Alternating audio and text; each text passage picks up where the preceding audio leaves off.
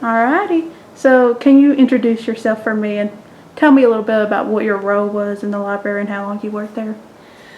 Well, I'm Helen Williams, and I started in 1968 as an order clerk.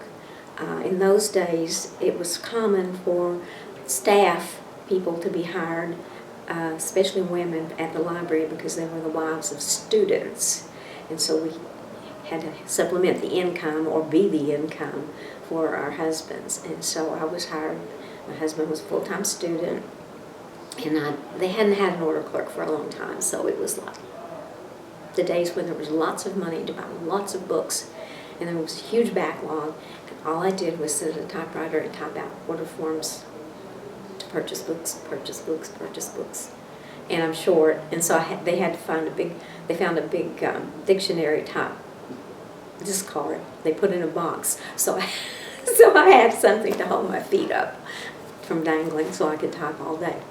So that's what I remember about that. Yellow order cards. The professors filled them out. If I give you too much detail, just... No, you're good. Okay. The professors or their graduate assistants or their work studies on their command filled out yellow order cards for author, title, date, publisher, those kinds of informational things. And we got the yellow order cards, and there were catalog card boxes, orange boxes about this deep, little 3x5s. Every card was an order for another book and another book and another book, and money was flowing, and the orders never ever stopped. So that's all that. So, how long did you work there? I worked there from 1968 to 2000. During that time, my husband graduated and got a master's degree.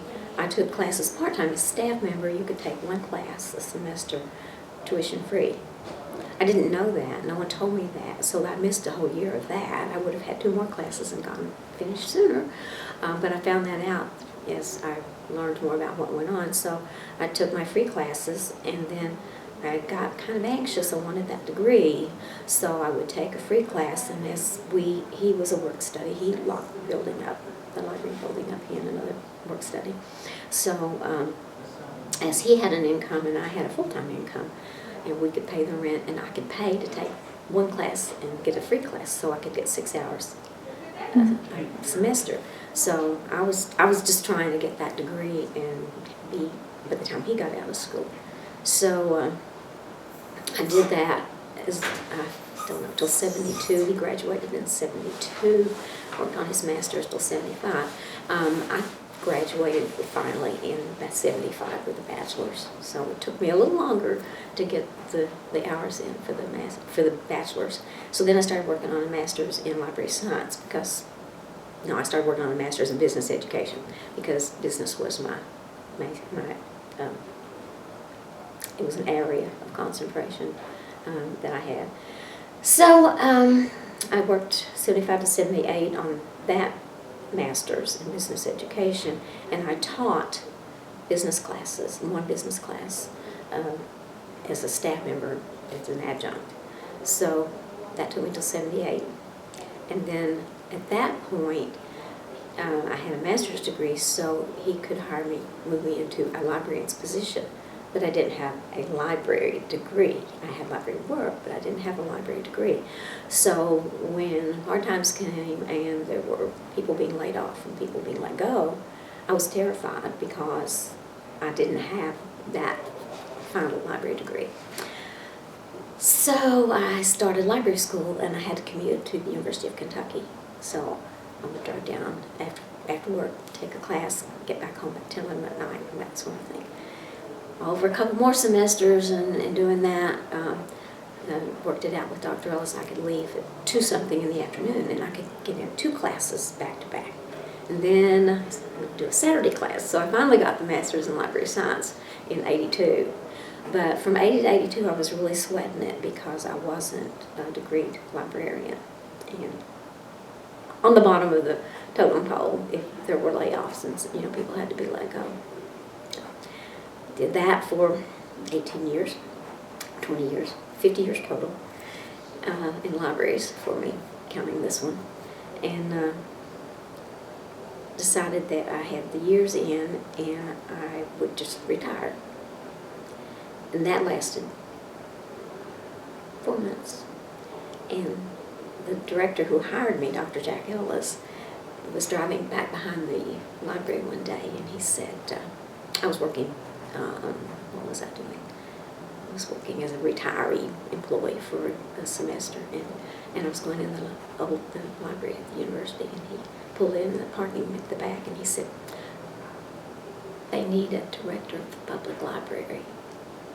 You need to go apply. And I'm like, no, I don't.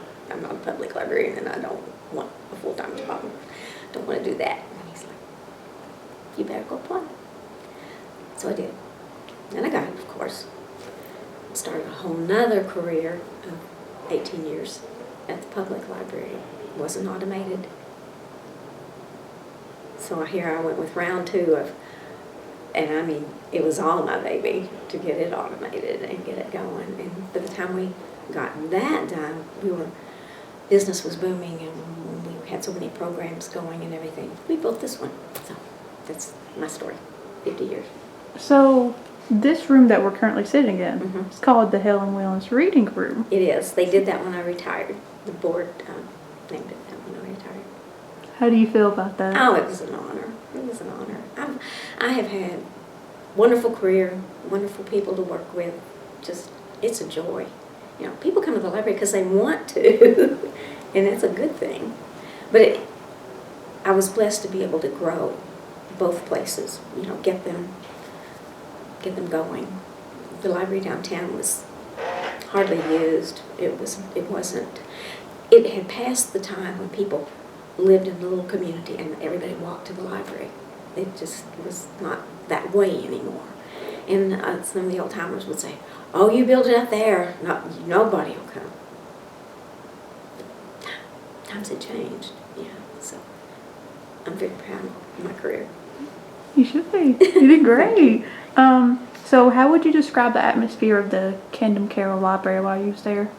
Oh, well, the whole gamut of atmospheres, because I started to support staff, a little 18-year-old who didn't know anything at all about libraries. Had a lot to learn, but I'm a good learner. I can learn if I have a teacher.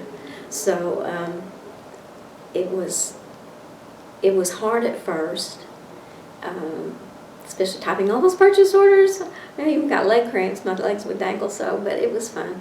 Got all of that done and progressed, and whatever I do, I want to know more, you know, I want to know more, I want to grow. So I had an atmosphere and the support, staff, Dr. Ellis, everybody was just very supportive. And when I wanted to go on to UK to get my bachelor's and master's in library science, made a way to let that happen. It was good. So great career, great people. I mean, I got to work with professors and adult students, and then I got to work with the kids and the families, and so it's just all good. Do you remember when the library started using computers? The university library? Mm-hmm. Yes, but I cannot tell you. It was early 70s. The library part, anyway. I mean, we had a card catalog for a long time. And I remember the catalog. Every cataloger had a secretary, and the catalogers, cursive. I don't think anyone printed cursive. Filled in the Library of Congress basic cataloging cards that we ordered. Someone took a picture, and we ordered catalog cards for everything they could. Some of the catalogers had to do what was called original cataloging. Library of Congress had not cataloged and published any information on a specific title that needed to go into the collection. So they took pictures, and then the typist had to type the whole thing out, all the card. But I was just sitting there ordering more for them to do. But from that, Dr. Ellis moved us toward automation for access to the collection. And I was still ordering, so I wasn't really involved in the process part of it so much. But we all had to learn, we all had to grow, and as I got my degrees, I grew more into using the computers and that sort of thing, moving to a computer to purchase, moving to a computer to search for your materials, those kinds of things, working with the public to educate them. And then we had something there called a Library Consortium Search Group, and I was one of the 4 librarians that people would come in and we would key in data and do the research for them. They didn't have, they didn't have access to go to the databases themselves. So we were a search team that did the searches for them, and we charged a fee. The library did, we didn't. Yeah. Do you remember like getting internet access like widely to the campus? I was gone before that happened for internet. Mm-hmm. I was here. What was it like being here as well, though, just seeing the evolution of more traditional books to ebooks? Well, the library downtown, the public library, the only public library, was not automated. So we had to deal with the part of the public who was like, I'm going to use a computer. I better have my card catalog, and I don't want anything to do with that. And when I started there, when I became the director there, one of the things the director who was retiring told me is, you'll spend all your time at these photocopiers making copies for people. They won't make their own copies. You'll just make copies. And I'm like, no, I won't. No, I won't. They're going to have to learn to make their own copies because we're going to have work to do. And so we, from having to do research, visit other libraries that had automated, finding out what they had and what they used and what company they used and the pluses and the minuses, and it was changing. It was evolving so quickly in some parts of it that you'd fall behind really fast before you could get a system in place. Just figuring out which system to try to buy and get it going, and then dealing with your public, who some embraced it, others hated it, said they never come back to the library, yada yada yada. You know how that goes. So the whole gamut. It was fun. So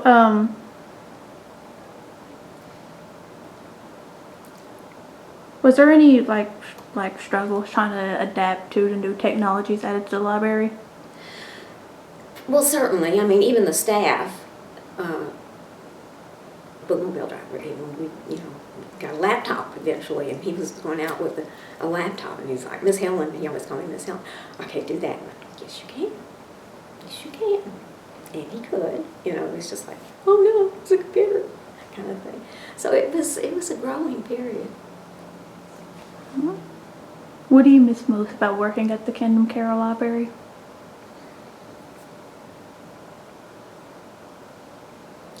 I miss helping the students, because we get, and we received, there were so many, particularly Eastern Kentucky people who were still then the first college student from their generation, from their family. I remember at graduations they would ask you to stand if you were graduating and you were the first one in your family to graduate, kind of thing. It just wasn't that common, and so it was like opening up a whole new world for people and helping them get through it. It was good. Do you think libraries have changed for the better or the worse? Well, certainly for the better. I mean, you have to change as the world changes, and you have to keep up. And that was my dilemma when I came to the public library on First Street. It was already behind. We should have been automated. The money was there. We should have been automated, and we weren't. And so we had to make that happen and deal with the public that didn't want it to happen. And they didn't want us to move out here. Was there any library traditions or special events that you guys had that stood out? Well, there's, I mean, the ongoing story times with the children always, and summer reading programs always. Those changed as, you know, as the world changed. But you still have your summer reading, you still have your programs, your special programs, your children's story times, those kinds of things for the public in the public library world. So, all good. But then making computers available to the public to use was a huge change. Yeah. Was there any renovations or expansions that happened to the library while you was there? Oh, gosh, yes. Let me see. We didn't build on, but we just changed internally because we didn't need card catalogs and we didn't need processing places that, you know, the traditional things there. So we could expand our use of community room space, which was big because the people coming in, there were more people coming in, and we were doing a lot more programming than had been done. And I mean, there was always a program going on, and that was really good. But it's, you know, there's still summer reading and still story time, and we would bring in people with telescopes and do the night stars and all those kinds of things. It was growing, yeah. I mean, you have to grow or you die. You have to grow. Is there any, last question, after all these many years, is there any memories that stand out to you?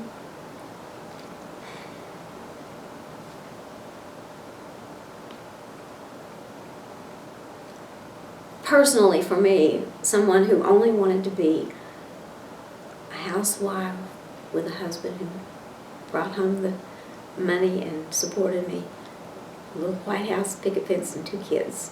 That's all I ever wanted. I never, ever.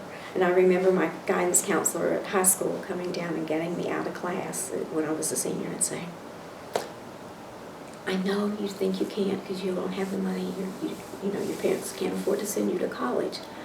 There are scholarships. There's a way. Let us get you scholarships. We can present them at graduation and you can go to school. And I'm like, I can't do that opportunity. But once I got in the environment, because my husband was going to school, I was like, heck yeah, you know, let me go. But I just, as a little Eastern Kentucky, and I wasn't ignorant. I was class salutatorian, but I didn't have many opportunities. I was a country kid. Country kids didn't get to do what city kids did. So I was a country kid, and I just thought, it's not my world, you know, but it was. Do you miss it? I do, yeah. I mean, when I go back at this age and I was old and tired as I am, no. But yeah, it was a wonderful career, wonderful career. All right, you got any final comments to add? No, I just thank you for the opportunity and you're bringing people to get us, you know, former co-workers together to reminisce. It's great. I want to see some finished product. Oh yeah. Well,